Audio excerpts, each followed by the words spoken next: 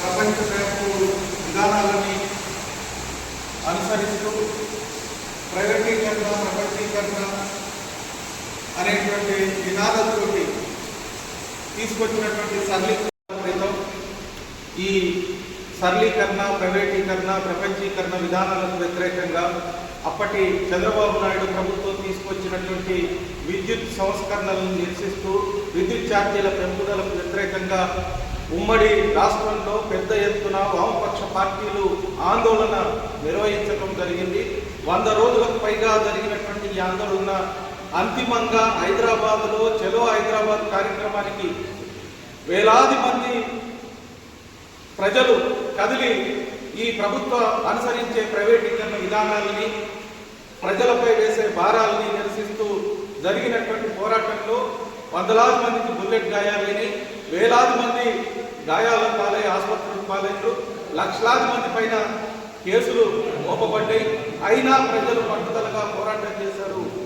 నేటి ప్రభుత్వాలు కూడా కేంద్రంలో ఉన్నటువంటి నరేంద్ర మోడీ ప్రభుత్వం ఈరోజు ప్రైవేటీకరణ నినాదంతో ప్రభుత్వ రంగ సంస్థలన్నింటినీ ప్రైవేటీకరిస్తూ విద్యుత్ రంగాన్ని కూడా ఈరోజు కేంద్రీకృతం చేయడం కోసం సంస్కరణల్ని తీసుకొచ్చింది. ఈ విద్యుత్ రంగాన్ని ప్రైవేటీకరించడం కోసం, ధరలు పెంచడం కోసం నరేంద్ర మోడీ బీజేపీ ప్రభుత్వం చేసే విధానాలకు వ్యతిరేకంగా రాబోయే కాలంలో విద్యుత్ పోరాట అమరవీరుల స్ఫూర్తితోటి ఈ ఉద్యమాలని కొనసాగిస్తామని వామపక్ష పార్టీలు ఐక్యంగా పోరాటాలు చేస్తాయని తెలియజేస్తూ వారికి మరొకసారి సిపిఎం పార్టీ తరఫున నివాళులర్పిస్తూ సెలవు. అంతిమంగా ఈ సమావేశాన్ని అమరవీరులకు Amar high Balaswamy, Amar high Vishnuvardhan Reddy, Amar high Ramakrishna, అమరవీరులకు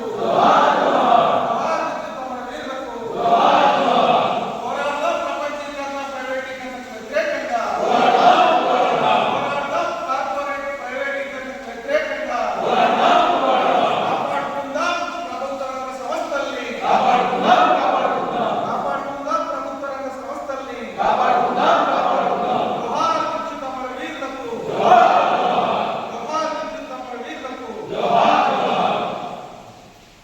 ఇప్పుడు ఈ కార్యక్రమాన్ని పురస్కరించుకొని సిపిఐ జిల్లా కార్యదర్శి కాబట్టి సుధాకర్ని మాట్లాడవలసిందిగా కోరుతున్నాను.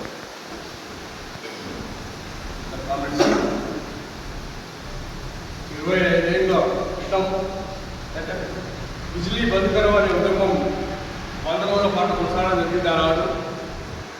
ఆనాడు ప్రభుత్వ రంగంలో ఉన్నటువంటి విద్యుత్ రంగ సంస్థని 3 ముక్కలు చేసి ప్రైవేటు పరం చేయడానికి, ప్రతి సంవత్సరం 15% ప్రైవేటు పెట్టుబడులు తీసుకోవడానికి ఆనాడు చంద్రబాబు నాయుడు ప్రభుత్వం చేసినటువంటి కుట్రకు వ్యతిరేకంగా ఆనాడు వామపక్ష పార్టీలు అదేవిధంగా కాంగ్రెస్ కలిసి ఒక పెద్ద ఉద్యమాన్ని 100 రోజుల కార్యక్రమాన్ని పిలిపించడం జరిగింది.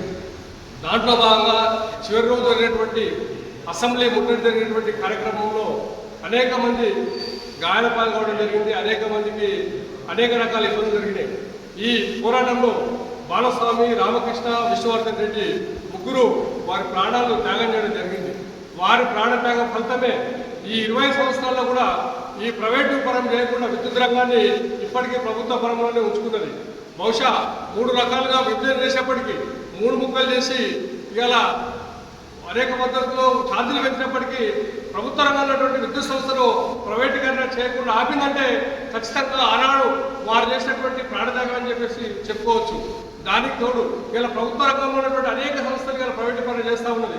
కాబట్టి దీనికి వ్యతిరేకంగా కమ్యూనిస్ట్ పార్టీలు అందరూ కూడా కలిసి ఐక్యంగా ప్రభుత్వ రంగ సంస్థలు ప్రైవేటీకరణ కాకుండా చూడాల్సిన బాధ్యత ఉందని చెప్పేసి మరోసారి మీ అందరికీ తెలియపరుస్తూ విద్యుత్ పోరాట అమరవీరులను మరోసారి స్మరిస్తూ సిపిఐ జిందాబాద్.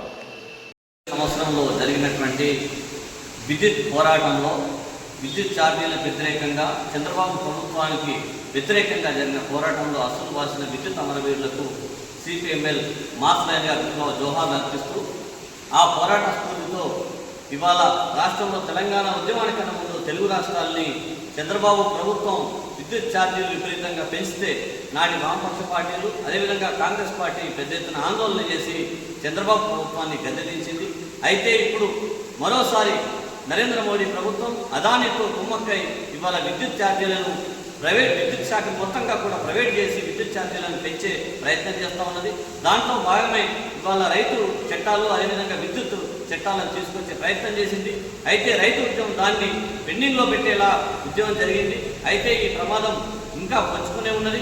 కాబట్టి విద్యుత్ పోరాట అమరవీరుల స్ఫూర్తితో దేశవ్యాప్తంగా ఈ నరేంద్ర మోడీ ప్రభుత్వం అదేవిధంగా మిగతా పాలక వర్గాల ఆయా రాష్ట్రాల్లో ఉన్నటువంటి ప్రజా వ్యతిరేక పాలక వర్గాలకు వ్యతిరేకంగా మనం పోరాడాల్సిన అవసరం ఉందని చెప్పేసి ఈ సందర్భంగా తెలియజేస్తూ మరోసారి విద్యుత్ అమరవీరులకు లాల్సలాం. ప్రధానంగా శ్రీకాకుళం జిల్లా పర్యటన సందర్భంగా చంద్రబాబు నాయుడు ఆర్మూరు రాష్ట్రంలోని పర్యటన వచ్చినప్పుడు సిపిఎం పార్టీగా ఆ రోజు ఆ బహిరంగ సభలోనే చంద్రబాబు నాయుడిని నిరోధించినప్పుడు పర్యటిస్తున్నారు. అట్లాగే ఇతర వామపక్ష పార్టీలు కూడా అనేక దశల వారి ఆందోళనలు నిర్వహిస్తాయి. చివరిగా హైదరాబాద్లో జరిగినటువంటి కార్యక్రమంలో వేలాది మంది ఆ కార్యక్రమంలో వివిధ గాయాల పాలవడం జరిగింది. సుమారు 20-25 మందికి బుల్లెట్ గాయాలు తగిలింది. అట్లాగే 3 ప్రాణాలు కోల్పోయారు. ఆ పోరాట ఫలితంగా అప్పటి నుంచి ఇప్పటిదాకా విద్యుత్ సంస్కరణల్ని ఏదైనా అవతరించడంలో కానీ విద్యుత్ ఛార్జీల ప్రశ్నలు కానీ ప్రభుత్వాలకి ఒక నిలబడినటువంటి ఉద్యమం విద్యుత్ పోరాటం. ఆ విద్యుత్ పోరాటంలో అమలైనటువంటి బాలస్వామి, రామకృష్ణ, విష్ణువర్ధన్ రెడ్డి యొక్క అమరవీరుల దినోత్సవాన్ని ప్రతి సంవత్సరం వామపక్ష పార్టీలో నిర్వహిస్తూ ఉన్నాం. 25 సంవత్సరాలు అవుతున్న ఈ సందర్భంగా మా జిల్లాలో వామపక్ష పార్టీగా ఈ కార్యక్రమాన్ని నిర్వహించాలని నిర్ణయించడం జరిగింది. అందులో భాగంగా హాజరైన అందరికీ కూడా మరొకసారి ధన్యవాదాలు తెలియజేస్తూ ఈ అమరవీరుల పథకానికి ఈ 4 పార్టీల నాయకులు కులమాలతో దాదాపుగా 25 సంవత్సరాల క్రితం మన రాష్ట్రంలో చంద్రబాబు నాయుడు దృష్టితో పరిపాలనకు నిరసనగా ఏదైతే ఆ ప్రభుత్వం తీసుకుంటున్నటువంటి నిర్ణయం విద్యుత్ ప్రైవేటీకరణ అనే అంశంలో దాని మీద రాష్ట్ర వ్యాప్తంగా అన్ని జిల్లాల్లో ఉన్నటువంటి రైతాంగం కానీ ప్రజానీకమందరూ కూడా ఏకతాటిపై వచ్చి రోడ్ల మీద పెట్టి నిరసనలు తెలియజేస్తూ శాంతియుతంగా పోరాటాన్ని నిరసన తెలియజేస్తూ ప్రభుత్వానికి విన్నవించుకుంటున్నటువంటి తరుణంలో ఇదే హైదరాబాద్ నడుపట్టు బషీర్బాగ్ సెంటర్లో గుర్రపు డెక్కలతోటి లాఠీలతోటి కొట్టిపించుకుంటూ గుర్రపు డెక్కలతోటి కొట్టించుకుంటూ అవసరమైతే కంచె ముళ్ళు వేసి లబ్బరు బుల్లెట్లతోటి కాల్చి చివరికి కూడా ఈ ఉద్యమం ఆగట్లేదు, ఉధృతం తయారవుతుంది అని ప్రభుత్వం సరిదాది కరెంటు విద్యుత్ ప్రైవేటీకరణ గురించి ఆలోచిస్తామని ప్రకటించకుండా ఏదైతే న్యాయబద్ధమైనటువంటి కోరికల కోసం పోరాటాన్ని నిర్వహిస్తున్నటువంటి వర్గాలు ఉన్నాయో, ప్రజలు ఉన్నారో ఆ ప్రజల మీద కాలం నరికి ఈ యొక్క 3 అమరవీరుల్ని బలి తీసుకోవడం జరిగింది. అదేవిధంగా అనేక మందికి గాయాలు కూడా జరిగినటువంటి పరిస్థితి ఉంది. కాబట్టి ఆ రోజు అప్పుడు ఉన్నటువంటి చంద్రబాబు నాయుడు ప్రభుత్వానికి ప్రజలు రైతాంగం కానీ అనేక రంగ కార్మిక వర్గాలు కానీ తగిన బుద్ధి చెప్పినటువంటి పరిస్థితి ఉంది. అదే తరుణంలో ఈరోజు కూడా కేంద్రంలో ఉన్న నరేంద్ర మోడీ ప్రభుత్వం తీసుకొస్తున్నటువంటి అనుసరిస్తున్న ఏదైతే ప్రజా కార్మిక వ్యతిరేక విధానాలు ఉన్నాయో, రైతాంగ వ్యతిరేకాలు ఉన్నాయో వాటన్నిటిని కూడా విరమించుకోనట్లయితే అదేవిధంగా ప్రధానంగా ఈరోజు నిరుద్యోగ సమస్య కూడా విపరీతంగా పెరుగుతుంది. గతంలో 11 సంవత్సరాల క్రితం ఏదైతే నరేంద్ర మోడీ సంవత్సరానికి 1 కోటి ఉద్యోగాలు భద్రతాన్ని ప్రకటించడంలో ఇప్పటి వరకు కూడా ఒక ఉద్యోగం ఉయ్యలేనటువంటి పరిస్థితి ఉంది. ఆదాని అంబానీలకు దోషపెట్టడం కోసం ఆపరేషన్ కగారు పేరుతోటి దండకారణ్యంలో పెద్ద ఎత్తున అలజడిని సృష్టించి అక్కడ ఉన్నటువంటి 39-40 రకాల ఖనిజ సంపదను వెలికి తీసి ప్రైవేటు వ్యక్తులకు కట్టబెట్టాలనేటువంటి ఆలోచన ఉంది.